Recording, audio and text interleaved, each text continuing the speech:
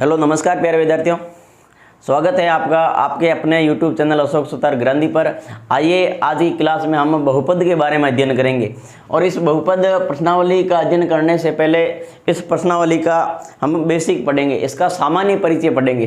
तो आइए आज की इस क्लास को शुरू करते हैं। बहुपद देखो क्या होता है बहुपद, ये किस रूप का होता है और इसके कितने प्रकार होते हैं, ये बहुपद किन किन से मिलकर बना होता है, इसमें घात कितनी होती है, कितने शून्य होते हैं, सारी कुछ बातें सामान्य परिचय के रूप में पढ़ते हैं। आइए आज की क्लास को शुरू करते हैं। देखो सबसे पहले मैं यहाँ लेता हूँ चर और एक ले लेता हूँ अचर। देखो चर और अचर क्या होता है, देखो जितने भी अक्षर ये X Y Z A B C कुछ भी ले लो, ये आपके चर कहलाते हैं। क्या कहलाते हैं? चर। और अचर कहलाता है ये जो आपकी जितनी भी ये संख्याएं हैं, गिनती 1 2 3 4 कुछ भी लिख लो, ये आपके अचर पद कहलाते हैं। कैसे पद कहलाते हैं? अचर पद कहलाते हैं। अब देखो ये आपका चर और ये आपका अचर पद, अचर हो गया। अब आपका जो ये बहुपद है ना, बहुपद, ये बहुपद किन किन से मिलकर बना होता है? चर प्लस अचर, चर प्लस अचर। जैसे देखो, जैसे मैं यहाँ लिख दूं x प्लस 2, x प्लस 2, तो जब देखो x तो है आपका चर और 2 है आपका अचर, इसकी जगह 4 लिख दो 6 लिख दो, कोई फर्क नहीं पड़ेगा। आई बात समझ में? अब देखो, अब जो इस बहुपद होती है ना, उसकी घात कौन सी होती, कौन सी घात कहलाती है? तो देखो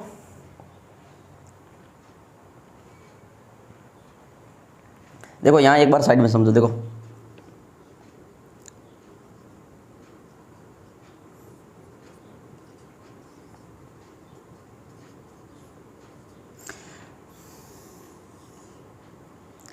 देखो ये बहुपद है, एक से अधिक पद है ना, एक पद। देखो बहुपद में आपको क्या ध्यान रखना है, बहुपद में x की जो अधिकतम घात होती है ना, वही उस बहुपद की क्या कहलाएगी? घात कहलाएगी। क्या कहलाएगी? घात कहलाएगी।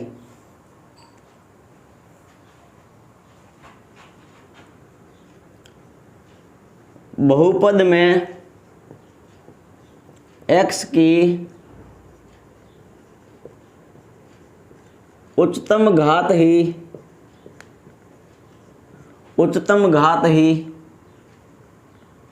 बहुपद की घात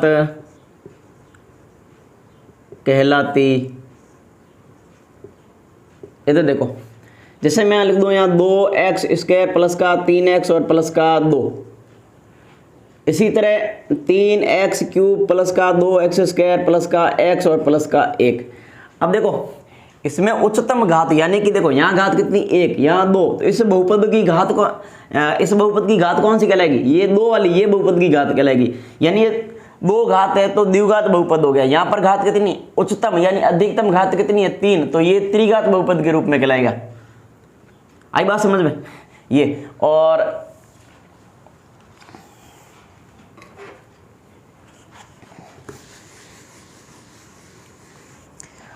एक और आपको क्या बात याद रखनी है कि जो बहुपद की घात होगी ना, वो हमेशा पूर्ण संख्या होगी, कभी भी माइनस की संख्या या भिन्न के रूप में ऐसा नहीं होगा। तो आप क्या ध्यान रखोगे? बहुपद की घात हमेशा कैसी होगी? बराबर लिख देते हैं, पूर्ण संख्या होगी। पूर्ण संख्या, बहुपद की घात हमेशा, बहुपद की घात बराबर क्या होगी? पूर्ण संख्या होगी। पूर्ण संख्या होगी। वो कैसे? देखो यहां समझ लो, कहीं भी देखो, इधर देखो,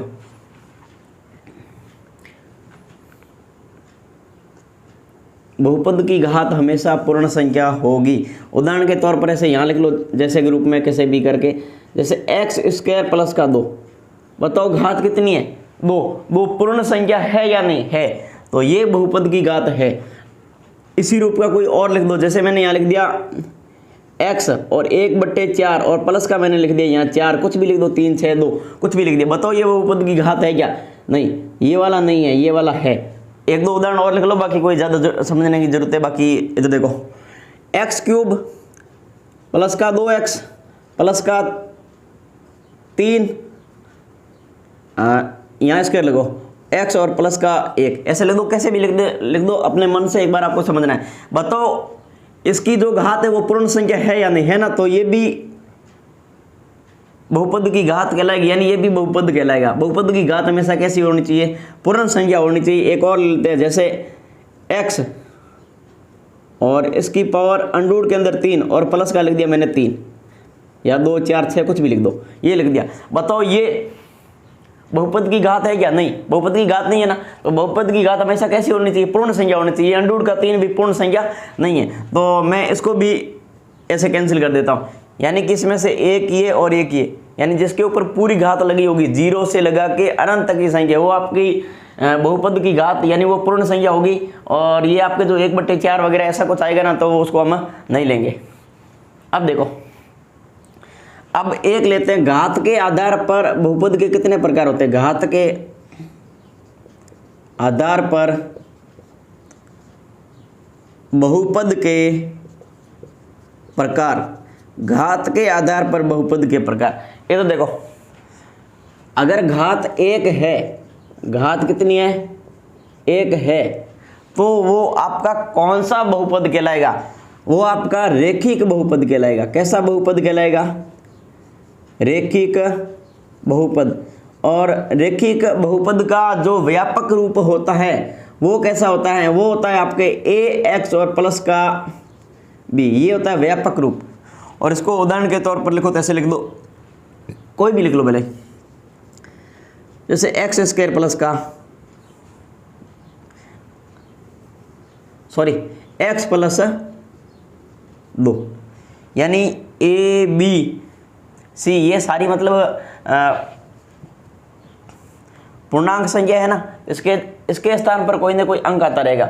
और इस x की जगह x भी, यहाँ x लिखा तो यहाँ x ही आएगा। इसकी पावर के रूप में कुछ भी आ सकता है, परंतु ये रेखिक बहुपद की घात कितनी होती है? 1। देखो, 1 घात है, आप बोल दो कि सर 1 घात कहाँ है? यहाँ पावर कुछ भी नहीं लगा, आप 1 लगा सकते हो, यानी ये 1 घात, यानी आपका ये रेखिक बहुपद है। घात 1 है तो रेखिक बहुपद। अगर आपकी घात कितनी हो? 2 हो, यानी पावर कितनी हो? 2, तो ये आपका द्विघात बहुपद कहलाता है। द्विघात बहुपद, द्विघात बहुपद। और द्विघात बहुपद का व्यापक रूप क्या होता है? ax² प्लस का bx और प्लस का c, यानी a b और c, इसकी जगह संख्या ही आएगी, यानी चर पद आएगा, चर आएगा हमेशा के लिए। इसका ये व्यापक रूप हो गया। उदाहरण के रूप में लिख लो, कोई भी लिख लो, जैसे वो समीकरण उतार लो, 2x² प्लस का 3x और प्लस का कितना हो गया? 2, यानी यहाँ पर घात कितनी आ रही? 2, तो कौन सा बहुपद है? द्विघात बहुपद है। इसी तरह अगर आपकी घात कितनी है? घात हो 3, तो ये आपका कहलाता है त्रिघात बहुपद। त्रिघात बहुपद। और त्रिघात बहुपद का व्यापक रूप क्या होता है? ax³ प्लस bx² प्लस का cx और प्लस का d। इसके उदाहरण के रूप में कुछ लिखो तो लिख लो, कोई भी संख्या, जैसे वही उतार लो भले, कोई फर्क नहीं पड़ेगा, हमें समझना है। 3x³ और प्लस का 2x² प्लस का x और प्लस का कितना? 1। देखो, घात 1 है तो रेखिक बहुपद, घात 2 है तो द्विघात बहुपद, और घात 3 है तो त्रिघात बहुपद। अब देखो, रेखिक बहुपद का जो रूप होता है वो कैसा होता है? ax प्लस का b। द्विघात बहुपद का ax² प्लस का bx और प्लस का कितना हो गया? c। और जो आपके ये त्रिघात बहुपद है, ये ax³ प्लस का bx² प्लस का cx और प्लस का क्या हो गया? d। अब अंतिम लास्ट बात यहाँ पर ये समझते हैं कि अगर घात 1 होगी तो शून्य कितने होंगे? इसके आगे भी लिख देंगे, नहीं तो अलग से थोड़ा लिख देते हैं। घात 2 होंगी तो शून्य कितने होंगे? और घात 3 होंगी तो शून्य कितने होंगे? आइए इधर समझते हैं।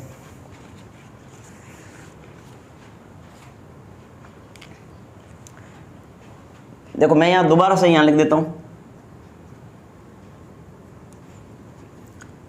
कि अगर आपका रेखिक बहुपद है, कैसा बहुपद? रेखिक बहुपद।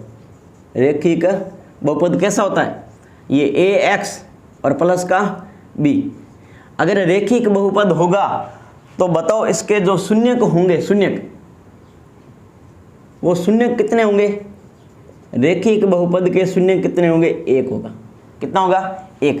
अगर आपका द्विघात बहुपद है, कैसा बहुपद? द्विघात बहुपद। अगर आपका द्विघात बहुपद है तो इसका रूप क्या होता है, ए एक्स स्क्वायर प्लस का बी एक्स और प्लस का सी। आप एक बार के लिए लिख लो, बार बार लिखोगे याद भी हो जाएगा और आपके ध्यान में भी रहेगा। बताओ इसके शून्य कितने होंगे, अगर द्विघात है, घात कितनी है 2, देखो घात 1 शून्य 1, घात 2 तो आपका शून्य भी कितना 2। और इसी तरह ले ले अपन त्रिघात बहुपद, त्रिघात बहुपद। एक बार इसका व्यापक रूप लिख लो, ए एक्स क्यूब प्लस का बी एक्स स्क्वायर प्लस का सी एक्स और प्लस का डी। बताओ घात 3 है तो आपके जो ये शून्यंक होंगे, ये शून्यक भी कितने होंगे, ये शून्यक भी आपके कितने होंगे, 3 होंगे। यहाँ तक आप सभी को बात समझ में आई होगी। देखो एक बार मैं दोबारा समझा देता हूँ। ये आपका बहुपद चर और अचर से मिलकर बना है। बहुपद की घात होती है, जो x की अधिकतम घात होगी ना, वही उस बहुपद की क्या कहलाएगी, घात कहलाएगी। फिर बहुपद की घात होगी ना, वो हमेशा पूर्ण संख्या में होगी, कभी भी आधी अधूरी नहीं होगी, यानी एक बट्टों के रूप में नहीं होगी, अंडूर के रूप में नहीं होगी। यहाँ पर मैंने उदाहरण के रूप में लिखा नहीं, आप लिख भी सकते हो। घात माइनस में भी नहीं होगी, अगर माइनस की होगी तो पूर्णांक संख्या होगी, पूर्णांक भी नहीं, ये हमेशा पूर्ण संख्या होनी चाहिए। और फिर बताया मैंने घात के आधार पर बहुपद के प्रकार। घात 1 है तो रेखिक बहुपद, घात 2 है द्विघात बहुपद, घात 3 है त्रिघात बहुपद। रेखिक बहुपद का रूप ए एक्स प्लस का बी, द्विघात का ए एक्स स्क्वायर प्लस का बी एक्स प्लस का सी। और इसी तरह त्रिघात बहुपद का रूप, व्यापक रूप क्या होता है, ए एक्स क्यूब प्लस का बी एक्स स्क्वायर प्लस का सी एक्स और प्लस का क्या होता है, डी होता है। लास्ट अंतिम बात मैंने यहाँ पे क्या बताई है कि रेखिक बहुपद होगा तो कितने घात का होता है, 1 घात का। अगर घात 1 है तो शून्यक भी कितना होगा, शून्यक भी आपका 1 ही होगा। द्विघात है तो द्विघात में घात कितनी होती है, 2, तो शून्यक भी कितने होंगे, 2। इसी तरह त्रिघात में घात कितनी होती है, 3। अगर 3 घात होती है तो शून्यक भी कितने होते हैं, 3 शून्यक होते हैं। थोड़ी सी बात यहाँ और समझो। देखो जितना आप सामान्य परिचय पढ़ोगे ना, आपकी पर्सनली पढ़ते समय बहुत सारी सुविधाएं होगी। देखो अब मैं वापस एक बार थोड़ा सा समझा देता हूँ, क्यों आपके इसमें द्विघात बहुपद का रोल ज़्यादा है। द्विघात बहुपद व्यापक रूप लिख लो, क्या होता है, ए एक्स स्क्वायर प्लस का बी एक्स और प्लस का सी। देखो द्विघात बहुपद होता है ना, इसका हल करने का तरीका क्या होता है, प्रथम को लास्ट से गुणा करो, बीच वाली संख्या के ऐसे 2 टुकड़े करो कि जोड़ने या घटाने पर यही संख्या है और गुणा करने पर ये वाली संख्या आ जानी चाहिए। तो इसमें एक तो आपकी क्या होता है, एल्फा, यानी इसको बोलते हैं एल्फा। एक आपके इसमें होता है बीटा, हो गया। एक तो होता है एल्फा और एक होता है बीटा। अगर आप इस द्विघात बहुपद ज़्यादा काम में लेना है, द्विघात बहुपद में आपको शून्यक वगैरह निकालने होते हैं, तो शून्यक निकालने के लिए एल्फा और बीटा दोनों का प्रयोग होता है। और इसके बाद में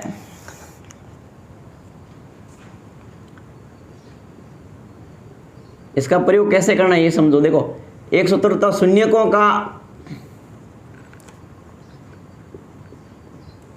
योग, शून्यकों का योग, और एक होता है शून्यकों का गुणनफल।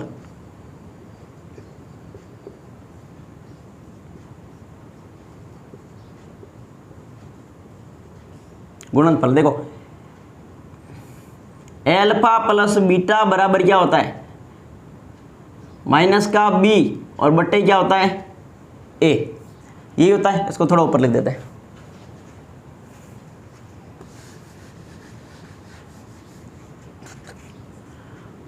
और शून्यकों का गुणनफल, तो इसका सूत्र क्या होता है, शून्यकों की गुणा करनी, यानी एल्फा गुणा बीटा बराबर क्या होता है, सी बट्टे ए। अब इसको आप समझो थोड़ा, मैं इसके बराबर में ऐसा लिख सकता हूँ, माइनस का तो मैंने माइनस लगा दिया। बी का मतलब किसका गुणांक है, एक्स का गुणांक, एक्स का गुणांक, और बट्टे क्या है, ए। बट्टे क्या लिख रखा है, देखो ये लिखना जरूरी नहीं है, पर तो मैं समझा देता, आपकी बुक में भी लिख रखा है। आप बोलोगे सर ये एक्स का गुणांक वगैरह ये कैसे लिखा है, मतलब ये ए, तो ए का मतलब हो गया इस द्विघात बहुपद का, ए मतलब किसका गुणांक है, एक्स स्क्वायर का गुणांक है। तो मैं यहाँ लिखूंगा एक्स स्क्वायर का गुणांक, एक्स स्क्वायर का गुणांक। और यही बात सेम यहाँ पे होती है। सी का मतलब अचर पद। कैसा पद, अचर पद ही होता है ना, यानी यहाँ पे संख्या आएगी यानी अचर पद, अचर पद। और ए का मतलब क्या हो गया, वापिस है एक्स स्क्वायर का गुणांक। देखो आपके दूसरी प्रश्नमाला बहुपद के अंदर एक भाग विधि और आती है, उसको जब हम करेंगे ना क्लास में तब समझ लेंगे। और एक एल्गोरिथम विधि का प्रयोग करके एक दो प्रश्न वो और हैं, तो वो भी हम जैसे पीछे वाली प्रश्नमाला में पढ़ के आए हैं, तो वहाँ आगे प्रश्न करेंगे, वहीं पे समझ लेंगे। ज़्यादा महत्वपूर्ण बात ये इतनी थी। और इसमें आपके ये वाला बहुत महत्वपूर्ण है, ज्यामिति। इसमें बहुपद के मतलब शून्य कैसे बताओगे आप, ऐसे देखो, जैसे मैंने यहाँ दो ग्राफ बनाए, ये दो ग्राफ, ये आपका एक्स डैश वाई डैश, और इसी तरह ये भी वाई डैश एक्स डैश और एक्स। यहाँ पे जीरो होता है, आप सभी को पता है, शून्य। अब देखो इसमें क्या समझना है, आप ऐसे देखो, जैसे प्रश्न इस रूप का दे रखा हो कि y बराबर पी एक्स, इसका मतलब हुआ कि यहाँ x यानी जो आपका बहुपद है वो x के रूप का है। जैसे ए एक्स स्क्वायर प्लस का बी एक्स और प्लस का c, यानी यहाँ भी x यहाँ भी x, यानी ये इस रूप का है, तो इसमें शून्य भी किसके होंगे, x के होंगे। अगर ये इस रूप का हो जाए ए वाई स्क्वायर प्लस का बी वाई और प्लस का c, तो यानी यहाँ भी y आ रहा है यहाँ भी y आ रहा है, तो यानी इसको हम ऐसे लिखेंगे कि x बराबर p और यहाँ पे क्या लिखेंगे y। पहले मैं इसको समझाता हूँ, इधर देखो। अगर देखो जैसे ये ग्राफ बना रखा है और इस ग्राफ में जैसे ये वाली लाइन ऐसे घूम जाए, तो आपको क्या बताना है कि इसमें शून्य कितने होंगे। जैसे इसमें शून्यों की बात होगी, ग्राफ के माध्यम से क्या बताना है, शून्य बताना है। तो एक तो यहाँ पर कटर कर रही है और एक यहाँ पर एक्स वाली लाइन को, तो शून्य कितने होंगे, दो। जैसे मैं इसको थोड़ा बड़ा करके घुमा देता हूँ, ऐसे देखो, यहाँ ऐसे घुमा के ऐसे घुमा दिया, तो ये एक्स पर कितनी बार, एक बार, दो बार, तीन बार और चार बार। अगर ये चार बार कट करेगी तो ये एक्स के यहाँ पे शून्य कितने हो जाएंगे, कितने हो जाएंगे, चार शून्य हो जाएंगे। और इसी तरह ये वाई वाला दे दे प्रश्न, देखो आपको थोड़ा समझना, बाकी आगे 2.1 के अंदर पढ़ेंगे। जैसे प्रश्न इस रूप का दे दे, एक्स बराबर पी और यहाँ लिख दे वाई, तो आपको वही ग्राफ समझना है। ये y होगा, ये x होगा, ये x होगा और ये y होगा, ये y डैश होगा, ये x डैश होगा। एक ग्राफ और बना देता हूँ, ये y, यहाँ y डैश, ये x और यहाँ x डैश और यहाँ पे 0 और यहाँ पे भी 0। अब देखो यहाँ जैसे मैं ये वाली लाइन को ऐसे कट कर दूँ, तो आपको इसमें शून्य बताना है। और शून्य किसके होंगे, यहाँ पे ये प्रश्न किसके रूप में, y के फॉर्मेट में दे रखा ना, तो यहाँ शून्य भी y के आएंगे। जैसे एक और दो, यहाँ पर कितने शून्य आ गए, दो शून्य आ गए। जैसे इसी तरह इस लाइन को मैं ऐसे काट दूँ ऐसे, तो इसमें अगर आपको पूछे कि इसमें बताओ शून्य बताओ, शून्य, तो कैसे बताओगे, एक, दो और तीन, यानी शून्य कितने हो गए, तीन। आपकी इस रूप की प्रश्नमाला थी। 2.1 पढ़ेंगे वो सेम टू सेम यही है, और बाकी ये 1.2 के अंदर आगे आगे पढ़ते जाएंगे। आप इसको एक बार उतारो, फिर 2.1 पढ़ते हैं अभी।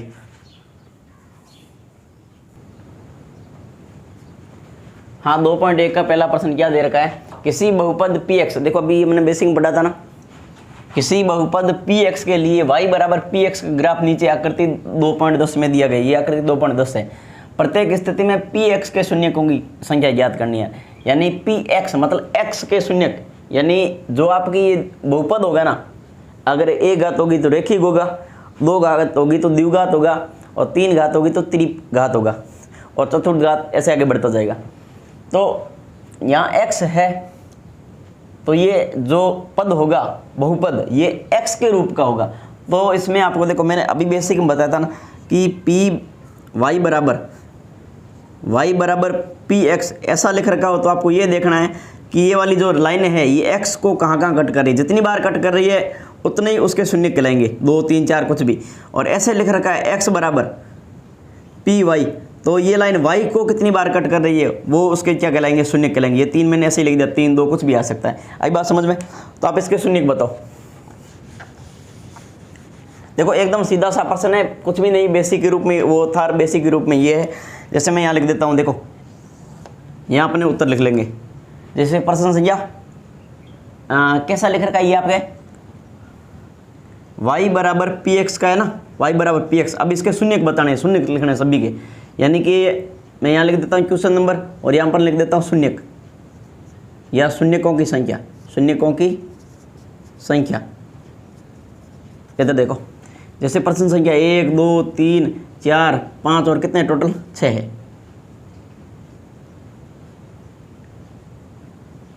फटाफट बता दो, बाकी कुछ नहीं है। इधर देखो ये लाइन x को कहीं कट कर रही है क्या? नहीं कट कर रही ना, तो देखो इसका शून्य क्या हो गया, 0। हाँ अगर इसमें ये ऐसा पूछ लेता कि x बराबर पी वाई, तो ये y का मतलब y के स्थान पर कितना आ जाता, 1। यानी इसका जो समीकरण यानी सॉरी बहुपद y के रूप का होता तो उसका शून्य कितना आ जाता, 1 आ जाता। जैसे मैं एक उदाहरण समझाता हूँ, कहीं ऐसे ही ऐसे कर रखा हो या इस वाले में ऐसे कर रखा हो, फिर पूछ ले शून्य, तो कोई शून्य नहीं होगा। शून्य क्या कहलाएगा, 0 शून्य होगा। इन प्रश्नों में समझ लो आप थोड़ा, बाकी ऐसा कुछ है नहीं। देखो ये वाली लाइन x को कितनी बार कट कर रही है, ये कितनी बार कट कर रही है, ये आपकी 1 बार कट कर रही है। कितनी बार, 1 बार। कितनी बार कट कर रही है, 1 बार कट कर रही है। तो शून्य कितना हो गया, 1।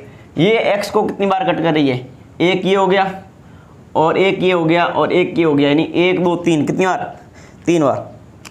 तो शून्यकों की संख्या भी कितनी आ गई, तीसरे में 3 बार आ गई। अब चौथे में ये x को कितनी बार कट कर रहा है, 2 बार। एक बार लिख लेते हैं। और ये कितनी बार कट कर रहा है, 1 2 और 3 और 4। शून्य कितने होंगे इसमें, 4। ये x को 1 बार 2 बार और 3 बार, तो इसमें कितने शून्य होंगे, 3 शून्य होंगे। इधर देखो चौथे का कितने शून्य, शून्यकों की संख्या 2। कितने शून्य, शून्यकों की संख्या 4। कितने शून्य, शून्य 3। अब इसमें y वाला पूछ लेते तो मैं आपको सीधा बता देता, y का पूछते तो इसमें शून्य कितना आता, 1। इसमें शून्य कितना आता, इसमें भी 1 आता। इसमें शून्य पूछते इसमें भी कितना आता, 1 आता। इसमें शून्य पूछते y का तो शून्य 0 आता। इसमें y का शून्य पूछते तो 1 आता। और इसमें भी y का शून्य पूछते तो कितना आता, 1 आता। आज के लिए इतना ही पढ़ेंगे। ये प्रश्न वाला 2.1 खत्म हुई, कल पढ़ेंगे 2.2। आज के लिए इतना ही, होता रहो ऐसे।